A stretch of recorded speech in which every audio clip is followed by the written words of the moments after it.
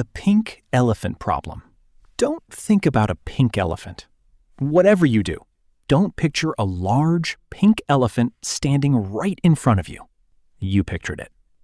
This is called ironic process theory, but most people just know it as the pink elephant problem. When you tell your brain not to think of something, it has to think of that thing first in order to monitor whether you're thinking about it. It's the same reason telling yourself to calm down makes you more anxious, or why trying to fall asleep makes you more awake, or why trying not to say the wrong thing in an awkward moment makes you almost certain to say it. The act of suppressing a thought keeps that thought active. Your brain can't look away from the thing it's trying to ignore. The trick isn't to fight the thought, it's to replace it.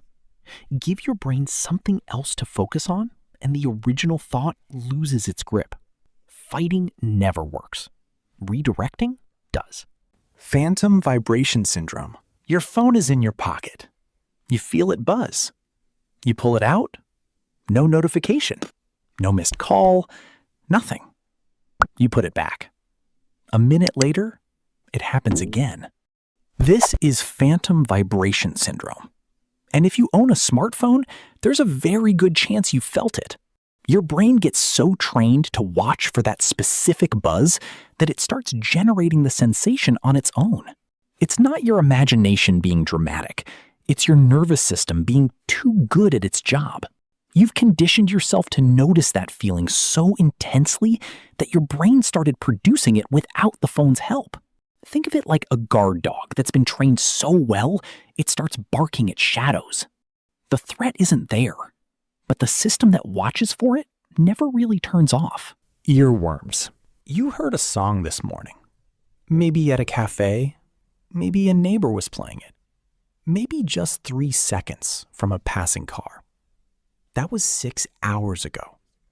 It's still playing in your head, on a loop. The same 8 bars, again and again. You didn't ask for this. You don't even like the song. This is called an earworm, and your brain is doing it on its own. One leading theory, your brain treats catchy phrases as unfinished business. A good hook creates a loop your mind wants closed. When the song stops before that happens, your brain keeps playing it, hunting for the ending. The songs that stick are usually simple, repetitive, a little unexpected in rhythm. Easy for your brain to process, hard for it to let go of. So how do you get rid of one? Play the whole song, start to finish. Give your brain the ending it wants. Or swap it for a new earworm, which might just be worse. The tip of the tongue phenomenon. You're telling a story and you need a specific word. You know this word. You've used it 100 times. It's right there. You can almost feel it, but you cannot say it. You know what it starts with. You know roughly how many syllables it has. You know it isn't the 3 wrong words your brain keeps offering you instead.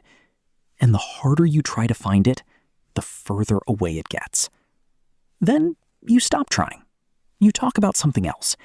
And 10 minutes later, out of nowhere, the word just appears. This is called the tip of the tongue phenomenon. It happens because memory retrieval isn't always a straight line. Sometimes the connection between the concept and the word gets temporarily blocked, usually by stress or distraction.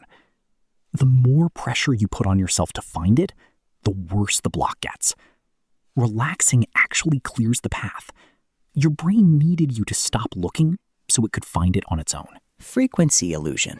You learn a word you've never heard before, or you see a car model you never noticed, or someone mentions a specific movie to you. And then, within the next 48 hours, you see it everywhere. The same word in 3 different articles, that exact car on every road you drive. 2 more people bringing up that movie out of nowhere.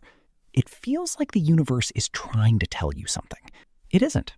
This is the Baader-Meinhof phenomenon, also called frequency illusion. The thing was always there. You just weren't looking for it. Now that it's in your awareness, your brain flags it every time it appears. And because it's being flagged, it feels like it's appearing constantly. But nothing changed out in the world. The filter changed inside your head. You're not seeing a pattern. You're seeing your own attention. Decision fatigue. It's 7 p.m. You've had a full day. Emails, choices, problems, plans. Someone asks you what you want for dinner, and you feel an almost irrational frustration. You don't care. You genuinely cannot decide. Just pick something. This is decision fatigue, and it's not laziness. Your ability to make good decisions is a resource, and like any resource, it depletes the more you use it. Every choice you make throughout the day, big or small, draws from the same pool. By evening, that pool is low, so your brain starts cutting corners. It either makes impulsive choices, ordering the unhealthy thing you didn't want, or it avoids deciding altogether and defaults to whatever's easiest. This is why important decisions should never be made at the end of a long day, and why surgeons make better decisions in the morning, and why shopping while hungry and tired results in a cart full of things you didn't plan to buy. It's not a character flaw. It's a depleted system. Rest is the only fix. Vicarious embarrassment.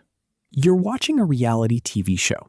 Someone is about to do something incredibly awkward, and you already know it. And before they even do it, you feel it. A cringe in your chest, a physical urge to look away. You're not the one doing anything embarrassing, but your body is reacting as if you are. This is vicarious embarrassment, sometimes called secondhand cringe. And it happens because your brain has mirror neurons, cells that fire when you observe someone else experiencing something, almost as if you're experiencing it yourself. Your brain doesn't fully separate you from the person you're watching. It runs a simulation of their experience, and you feel a version of it. It's the same system that makes you flinch when you watch someone get hurt in a movie. Your brain is always running a quiet version of what the other person is going through. Empathy is mostly just your brain borrowing other people's feelings without asking. The spotlight effect.